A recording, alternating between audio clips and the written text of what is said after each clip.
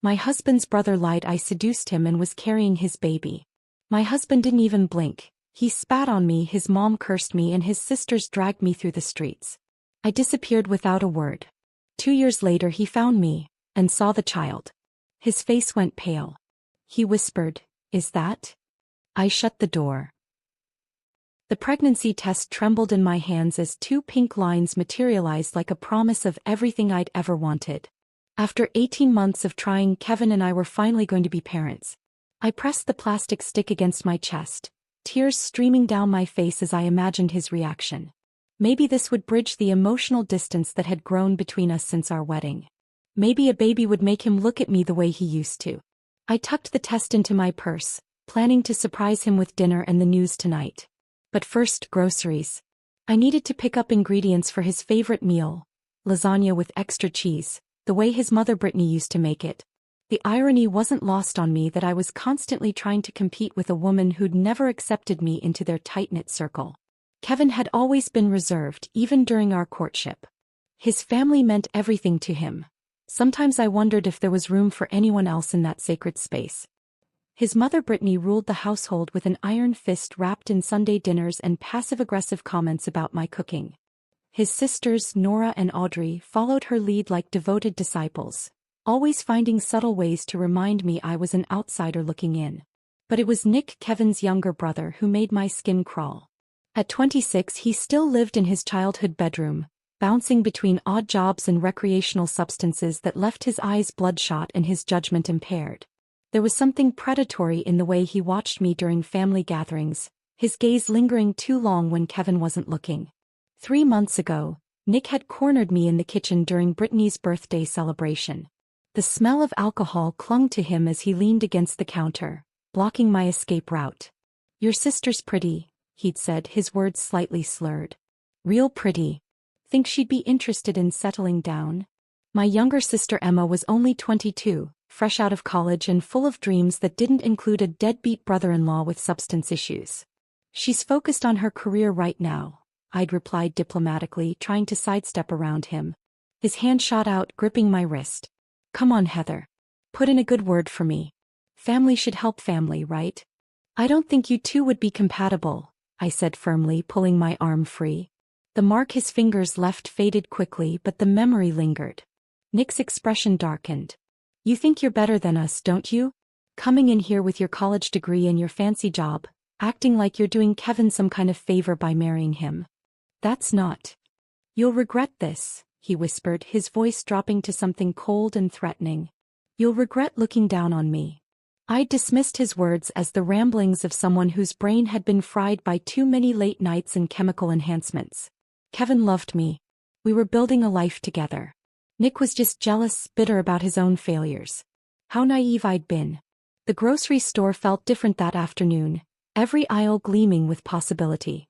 I found myself gravitating toward the baby section, running my fingers over tiny onesies and imagining Kevin's strong hands cradling our child. I picked up prenatal vitamins, my first official act as an expectant mother, and smiled at the elderly cashier who reminded me to take care of myself. The drive home was magical. I rehearsed different ways to break the news, settling on placing the test next to his dinner plate with a note. "Our family is growing." Simple. Perfect. Life-changing.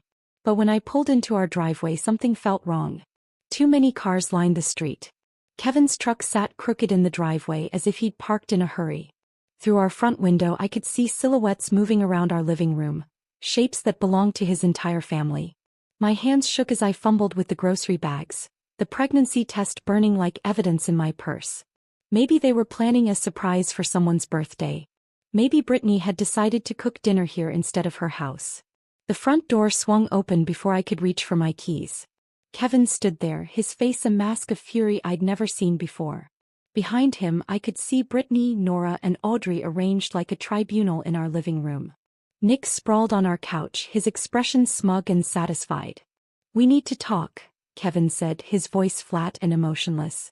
I followed him inside, grocery bags still clutched in my numb fingers. The atmosphere was suffocating, charged with an electricity that made my skin prickle with warning. "Sit down," Brittany commanded, her voice sharp enough to cut glass. I remained standing, clutching the bags like a shield. What's going on? Kevin held up a piece of paper, official-looking with medical letterhead and scientific terminology scattered across its surface. My eyes struggled to focus on the words, but certain phrases jumped out. DNA paternity test, conclusive results, biological father. Care to explain this? Kevin's voice cracked like a whip. I stared at the document, my brain refusing to process what I was seeing. I don't understand. What is this? It's a DNA test, Nick said from the couch, his voice dripping with false concern. Kevin found it in your things. Apparently you've been keeping some pretty big secrets. The grocery bags slipped from my hands, cans rolling across our hardwood floor. That's impossible. I've never taken any DNA test.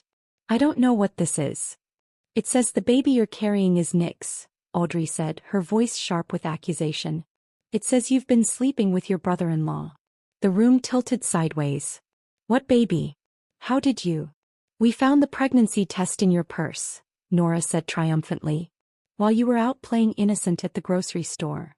They'd gone through my personal belongings. They'd found my secret before I could share it with my own husband.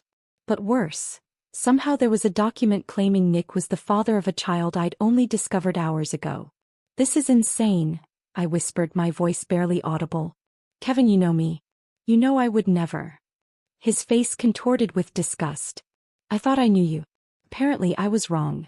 Before I could react, before I could defend myself or demand an explanation, Kevin's saliva hit my face. The shock of it, the complete violation, left me frozen. My husband, the man who'd promised to love and protect me, had just spat on me like I was something disgusting he'd scraped off his shoe. You're revolting, he said, his voice filled with hatred I'd never imagined possible.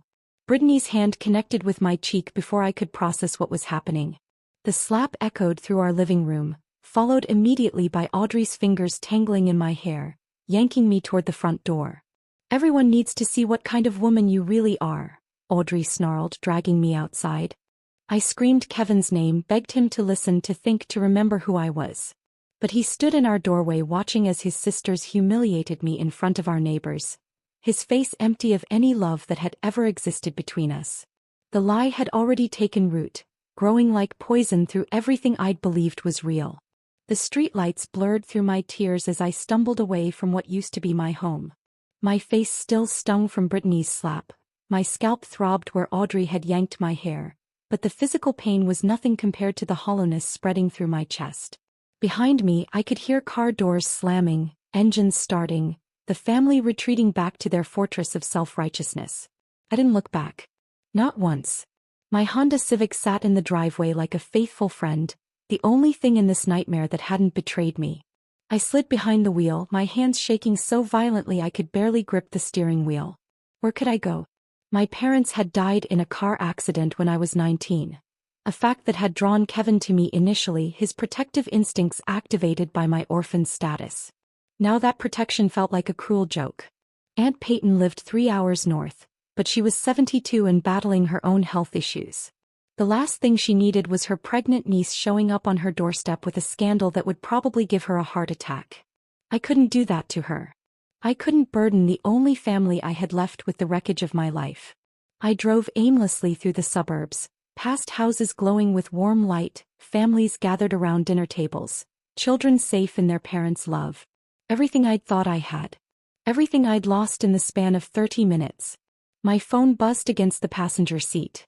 Kevin's name flashed across the screen, then disappeared when I didn't answer. It buzzed again. And again. I finally grabbed it and powered it off completely, the sudden silence more terrifying than the incessant ringing. Claire. The name hit me like a lifeline thrown to a drowning person. We'd been roommates in college, sisters by choice if not by blood. She'd moved to Portland 2 years ago for work, but we'd stayed close. If anyone would understand, if anyone would help without judgment, it would be Claire. I pulled into a gas station parking lot and used the payphone, an ancient relic that suddenly felt like salvation. My fingers trembled as I dialed her number from memory. Hello. Her voice sounded sleepy, confused. Claire, it's me. Heather. I'm sorry to call so late, but my voice cracked, the words catching in my throat like broken glass. Heather. What's wrong? You sound terrible. The concern in her voice, The immediate shift from confusion to protective mode broke something loose inside me. I sobbed into the grimy payphone receiver, gasping out fragments of the story between tears. The fake DNA test. Kevin's spit. The humiliation. The pregnancy that should have been a blessing but had become my destruction. "Get in your car right now," Claire said, her voice steel-wrapped in velvet. "Drive to Portland. Don't stop, don't think, just drive. I'll have coffee ready and a bed made up. We'll figure this out together." The 6-hour drive passed in a blur of highway lights and rest stops. I survived on gas station coffee and determination, my belly cramping occasionally, reminders of the tiny life growing inside me, innocent of the chaos surrounding its conception. Every mile that stretched between me and Kevin felt like another stitch in the wound, painful but necessary for healing. Claire met me at her apartment door wearing pajamas and a fierce expression that dared the world to hurt me further. She took one look at my face and pulled me into a hug that felt like coming home. "We don't have to talk about it tonight," she whispered into my hair. "But tomorrow we're going to destroy whoever did this to you." Her guest room became my sanctuary. Claire worked as a graphic designer, mostly freelance, which meant flexible hours and the ability to check on me throughout the day. She bought prenatal vitamins without being asked, stocked the refrigerator with foods that wouldn't trigger my morning sickness, and never once questioned my version of events. "You could fight this," she said one evening as we sat on her couch, sharing a pint of mint chocolate chip ice cream. "Expose the fake DNA test. Make them pay for what they did."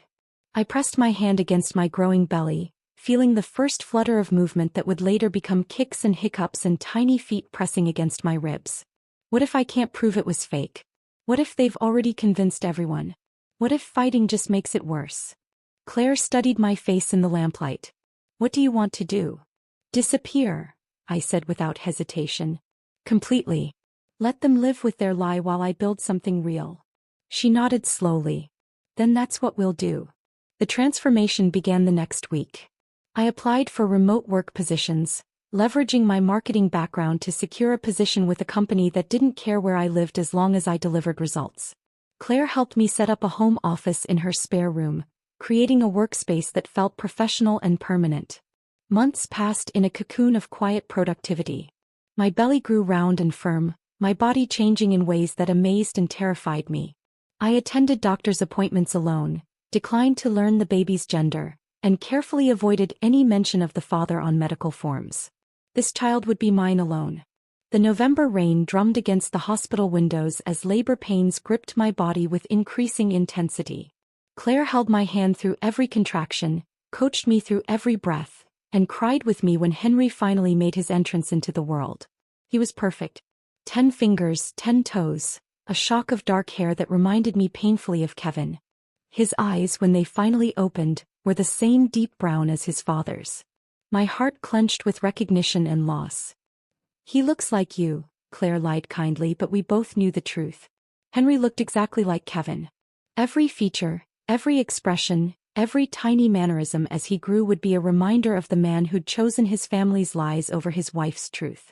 But he was also mine, completely, utterly, unconditionally mine.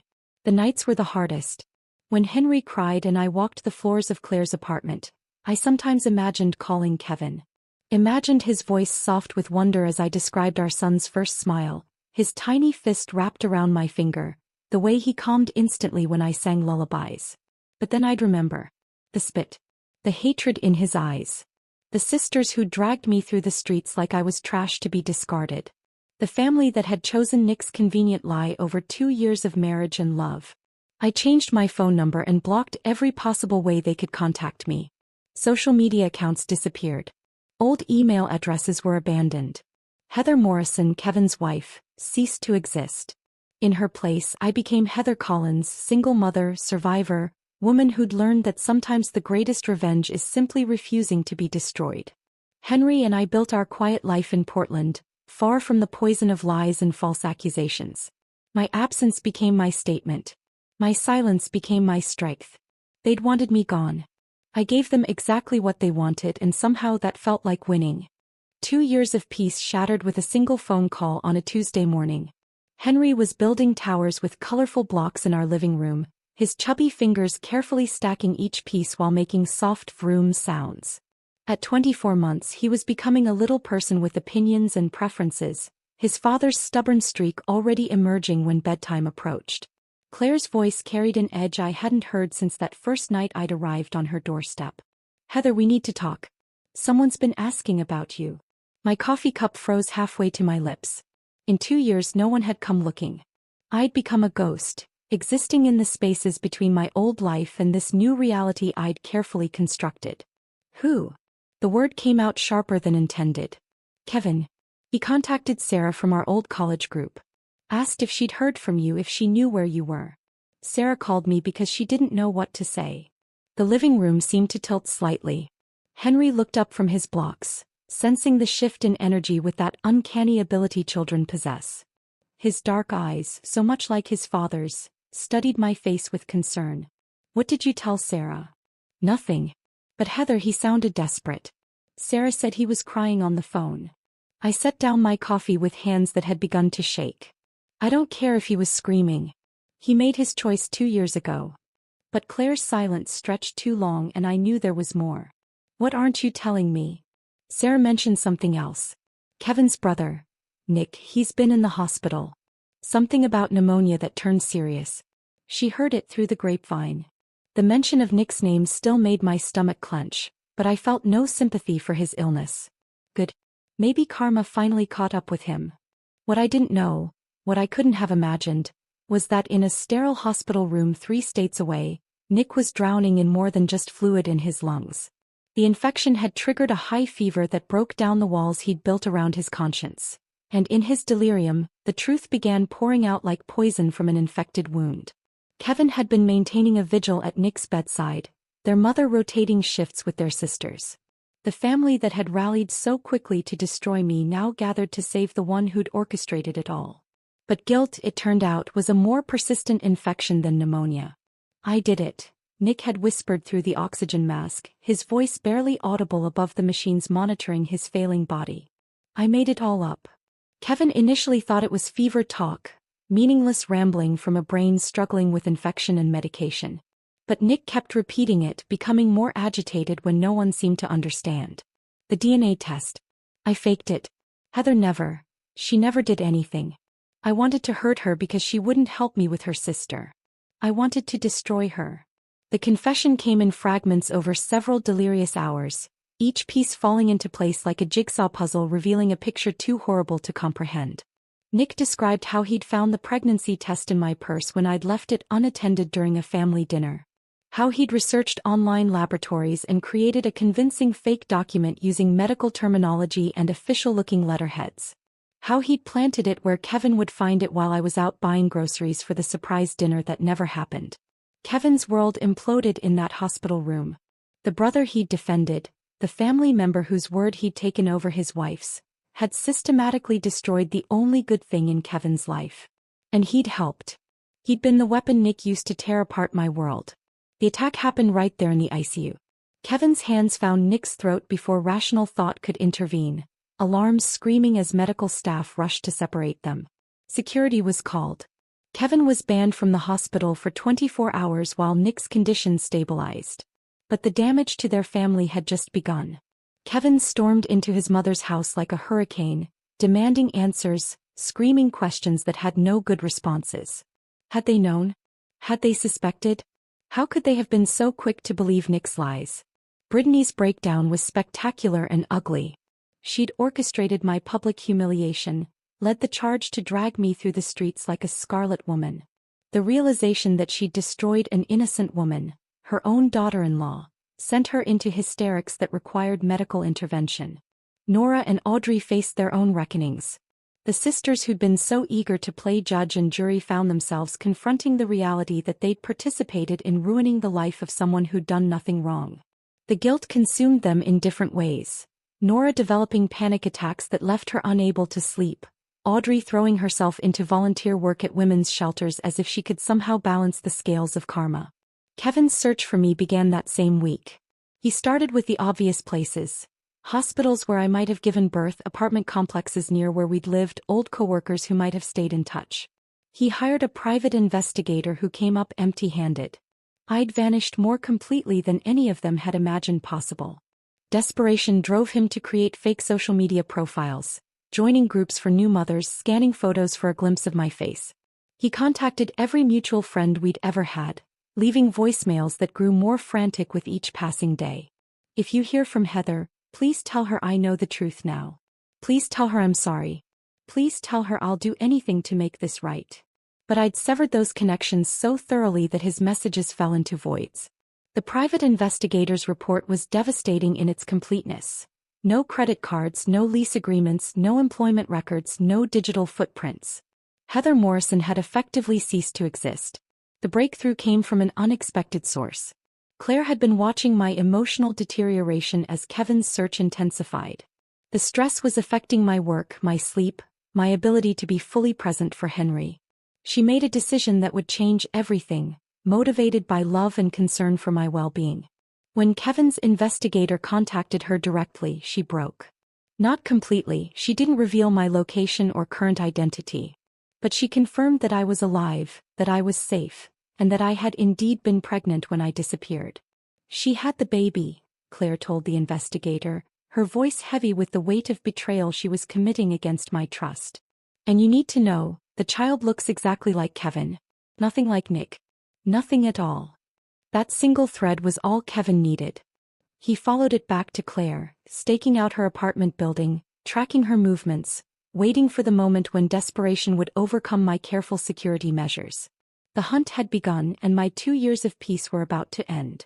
The knock came at 6:47 p.m. on a Thursday evening, just as Henry and I were finishing our ritual of watering the small herb garden we'd planted together in Claire's backyard. The sound echoed through the apartment with a finality that made my blood freeze. Not the casual tap-tap of a neighbor or the rhythmic pattern of a delivery driver. This was deliberate, measured, weighted with intention. Henry looked up from the tiny watering can he'd been using to drench the basil plants, his little face bright with the simple joy of helping. "Door, Mama." I knew. Without looking through the peephole, without checking the security monitor Claire had installed after my arrival, I knew exactly who stood on the other side of that wooden barrier. My body recognized the sound the way trauma survivors recognize their triggers. Instantly, viscerally, completely.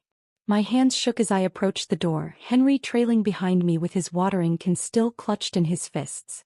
Through the peephole, Kevin's face appeared distorted by the fisheye lens, but unmistakably him. He looked like he'd aged a decade in 2 years. His cheeks were hollow, his eyes sunken into dark circles that spoke of sleepless nights and endless guilt. The strong jawline I'd once loved to trace with my fingertips now looked sharp enough to cut glass. I opened the door just wide enough to see him clearly, keeping the chain lock engaged. The late afternoon sun cast long shadows across the hallway, but nothing could hide the devastation written across his features. "Heather." My name fell from his lips like a prayer, broken and desperate. Behind me, Henry had gone silent in that way children do when they sense adult tension. I could feel his presence at my hip, his small body warm against my leg as he peered around me with curious eyes. Kevin's gaze dropped to Henry and I watched his face transform. The recognition was immediate and devastating. Henry's dark hair caught the hallway light the same way Kevin's did. The shape of his nose, the set of his shoulders, even at 2 years old, it was like looking at Kevin as a toddler. "Is that?" Kevin's voice cracked, the question hanging in the air between us like smoke. I didn't answer. Instead, I stepped back and closed the door with a soft click that seemed to echo through the entire building. But Kevin didn't leave. I could see his shadow beneath the door, could hear him breathing on the other side of the wood. For 20 minutes, he stood there in absolute silence while Henry and I finished dinner, while I gave Henry his bath, while I read him his bedtime story. Only when the hallway lights switched to their dimmer evening setting did I hear his footsteps finally retreating. He returned the next evening. And the evening after that. On the 4th day I found a letter slipped under the door. My name was written across the envelope in Kevin's careful handwriting, the same script that had once adorned love notes hidden in my lunch bag. I threw it away without opening it. More letters followed. Gift boxes appeared outside the door, children's toys that remained unopened, flowers that wilted in their wrapping paper, photos of our wedding day that made my chest ache with phantom pain. I donated the toys to charity and threw everything else in the dumpster behind Claire's building. The apologies came through the door itself, Kevin's voice muffled but audible as he spoke to the wood as if it were my face. I know you're in there. I know you can hear me. Please, Heather. Just let me explain. Henry began asking questions. Why sad man talk door, mama? I told him the man was confused that he had the wrong apartment. But children see truth in ways adults can't, and Henry's eyes held knowledge beyond his years when he looked at that door. The breaking point came on a Tuesday night when I'd worked late on a particularly demanding project. Claire was out of town visiting her parents and the apartment felt too quiet, too vulnerable. I'd just gotten Henry settled in his crib when I heard movement in the hallway. Kevin wasn't knocking this time. He was sitting against my door, his back pressed to the wood, and he was crying. Not the careful, controlled tears of a man trying to maintain dignity, but the raw, ugly sobs of someone whose world had completely collapsed. I believed them, he whispered to the door, his voice barely audible through the wood. God help me, I believed them because it was easier than admitting I might be wrong. It was easier than standing up to my family. It was easier than choosing you over them. I pressed my own back against the door, separated from him by 3 inches of wood and 2 years of devastation. I threw away everything good in my life because I was a coward. Because I let them convince me that their version of events made more sense than trusting the woman I married. The woman I promised to protect. His voice broke completely then, and I could hear him struggling to breathe through his tears. I see your face every night when I close my eyes. I see the way you looked at me when I spit on you. I see the confusion, the betrayal, the way your whole world fell apart in that moment. And I know I did that. I destroyed the best thing that ever happened to me because I was too weak to fight for you. I slid down the door until I was sitting on the floor, my knees drawn up to my chest, listening to the man I'd once loved pour his heart out to a piece of wood. That little boy in there, he's mine, isn't he? He has my eyes. My mother's chin. The way he holds his head when he's curious, I used to do that as a child. He's my son, and I'll never get to know him because I chose to believe a lie instead of trusting my wife. When I finally spoke, my voice was steady and cold. You're right. You'll never know him. Because I'm not the same woman who loved you, Kevin. That woman died the night you chose your family's lies over 2 years of marriage. And Henry isn't your son to claim just because you feel guilty now. The silence that followed stretched between us like a chasm. Finally, I heard him stand, heard his hand touch the door one last time. I know, he whispered. I know I don't deserve forgiveness. But I need you to know, I never stopped loving you. Even when I thought you'd betrayed me, part of me knew it didn't make sense. And I'll spend the rest of my life regretting that I didn't listen to that part. His footsteps faded down the hallway, but this time I knew he'd be back. The door between us had become a symbol of protection, of boundaries, of the life I'd built without him. And I had no intention of opening it. Kevin's individual visits had prepared me for his persistence, but I wasn't ready for the delegation that arrived 3 weeks later. Through the peephole, I watched them gather in the hallway like mourners at a wake. Brittany clutching a manila envelope to her chest, Nora fidgeting with rosary beads, Audrey holding what appeared to be a professionally wrapped gift box. The knock came in a pattern I didn't recognize, hesitant and apologetic. When I didn't respond, I heard Brittany's voice, thinner than I remembered, aged by guilt and sleepless nights. Heather, please. We know you're in there. You just want to talk. We need to make this right. Henry was napping in his room, and I was grateful for the silence that meant he wouldn't witness this moment. I stood frozen behind the door, watching through the peephole as Kevin's family, the people who had orchestrated my public destruction, waited for forgiveness I had no intention of granting. We brought letters, Nora added, her voice barely above a whisper. Explanations. We know what we did was unforgivable, but please. I walked away from the door without responding. Let them stand there. Let them feel the weight of closed doors and silence. Let them understand what it felt like to be shut out, unwanted, dismissed. They waited for an hour before finally leaving their offerings and departing. When Claire returned from her business trip that evening, she found me sitting on the couch, surrounded by unopened envelopes and gift boxes, staring at them like they might explode. They came here, I said simply. Claire's expression hardened. She'd been fielding increasingly desperate calls from Kevin's family members, each one begging for her intervention, her help in reaching me. She'd become my inadvertent gatekeeper, a role that was wearing on her patience. What do you want me to do with these? She asked, gesturing at the pile of attempted reconciliation. Send them back. But first I want you to deliver a message. Claire waited, her notebook already in hand. Tell them, you shamed me in public. You will heal in silence. The message was delivered, but it didn't stop them. Brittany's letters began arriving daily, each one more desperate than the last. They were handwritten on her personal stationery, the same elegant script she'd used to address our wedding invitations. The irony wasn't lost on me. I never opened them, but Claire did, reporting back on their contents with a mixture of fascination and disgust. She's taking full responsibility, Claire told me one evening. Says she let her protective instincts for Kevin override her judgment. That she should have questioned Nick's story more carefully. And she wants to know about her grandchild. Asks if Henry has any medical issues she should know about, if he needs anything, if you're financially stable. I laughed, but there was no humor in it. Now she wants to be a grandmother. After calling me a whore in front of the entire neighborhood. Nora's approach was different. She'd apparently entered therapy specifically to address her role in my public humiliation, and her therapist had suggested she attempt to make amends as part of her healing process. She began showing up at places I frequented: the grocery store, the pediatrician's office, the park where Henry played. She never approached directly, but she was always there, hovering at the edges of my life like a guilty ghost. Claire finally confronted her in the cereal aisle of our local supermarket. "Stop stalking my friend," Claire had said, loud enough for other shoppers to hear. "Your guilt is not her responsibility to fix." Nora's face had crumpled, but she'd nodded and left the store immediately. Audrey chose the most public route for her contrition. Her social media apology was shared thousands of times. A carefully crafted essay about the dangers of jumping to conclusions, the importance of supporting women in crisis, and the lasting damage caused by public shaming. She tagged domestic violence organizations and women's shelters, turning her guilt into activism. The post found its way to me through old college friends who forwarded it with messages of support and shock. Reading Audrey's words, her admission that she'd participated in destroying an innocent woman's life, felt surreal. She was performing her guilt for an audience, making her redemption as public as my humiliation had been. During this circus of atonement, I made a decision that would protect Henry and me permanently. Aunt Peyton, despite her age and health issues, proved to be a fierce advocate when I explained the situation.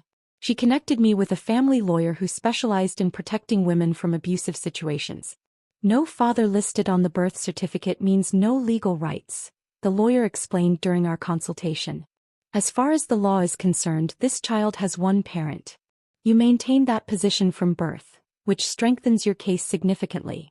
We created what the lawyer called a legal firewall, documentation that would prevent any future custody claims, visitation demands, or interference in Henry's life.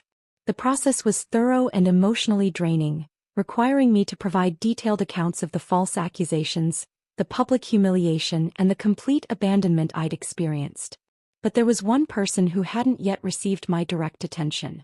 Nick, the architect of this destruction, was still recovering from his illness, still hiding behind his family's attempts at reconciliation. I wrote him exactly one letter. One sentence on plain white paper.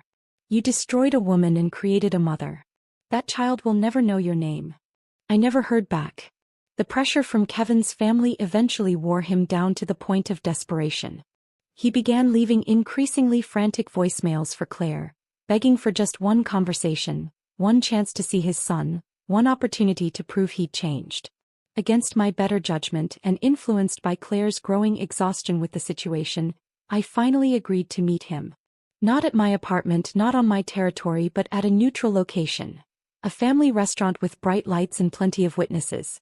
I brought Henry, curious to see Kevin's reaction to the child he'd rejected, the son he'd never held. Kevin arrived early and was already seated when Henry and I walked in. I watched his face as we approached the table, saw the exact moment recognition hit him like a physical blow. Henry, now walking confidently and chattering constantly, was an unmistakable miniature version of his father. "Hi," Henry said to Kevin with the fearless friendliness of a toddler, climbing into the booster seat across from this stranger who shared his eyes. Kevin stared at his son, our son, with an expression of wonder and devastation that was painful to witness. Henry smiled back, completely unaware of the seismic emotional shifts happening around him. I don't deserve him, do I? Kevin whispered, his voice barely audible above the restaurant's ambient noise. I said nothing. Because he was right. And some truths don't require acknowledgement to remain absolute. That single meeting at the restaurant changed everything and nothing all at once. Kevin's whispered acknowledgement, I don't deserve him, do I? Hung in the air between us like smoke from a dying fire. Henry, oblivious to the weight of the moment, had colored on his kids' menu and asked Kevin if he liked dinosaurs. The normalcy of childhood innocence against the backdrop of adult devastation created a surreal tableau that would replay in my mind for months.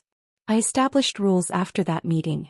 Rigid, non-negotiable boundaries that would govern any future contact. Kevin could see Henry once annually on Henry's birthday for exactly 2 hours, with Claire present as a neutral supervisor. No overnight visits. No family gatherings. No integration into the Morrison family dynamic that had destroyed us both. The first supervised visit happened when Henry turned 3. Kevin arrived with a carefully wrapped gift, a wooden train set that must have cost him a week's salary. He sat on Claire's living room floor, showing Henry how to connect the tracks while I watched from the kitchen doorway, my arms crossed like armor across my chest. What's your name? Henry had asked with typical toddler directness. I'm Kevin, he'd answered, his voice thick with emotion he was trying to contain. Mr. Kevin, Henry decided, as if testing how the name felt in his mouth. Do you have kids, Mr. Kevin? The question hit Kevin like a physical blow. I watched him struggle with the answer, his hands stilling on the wooden train cars. No, he finally said. No, I don't have kids. It was the truth in the most devastating way possible. Biologically, Henry was his son. Legally, emotionally, relationally, Henry belonged entirely to me. Kevin had forfeited any claim to fatherhood the night he chose his family's lies over his wife's truth. That pattern continued year after year. Kevin became Mr. Kevin, the nice man who brought expensive toys and looked sad when Henry hugged him goodbye. Henry never asked why Mr. Kevin came only once a year, never questioned why this man shared his eyes and smile. Children accept the reality they're given, and Henry's reality was me, Claire, and the life we'd built together. But Kevin's family underwent their own transformations, though I observed them from a distance like a scientist studying specimens under glass. Brittany's guilt had driven her to volunteer work at a women's shelter 2 hours away from her hometown, far enough that she wouldn't encounter anyone who knew our story. Claire heard through mutual connections that Brittany threw herself into the work with the desperation of someone seeking absolution through service.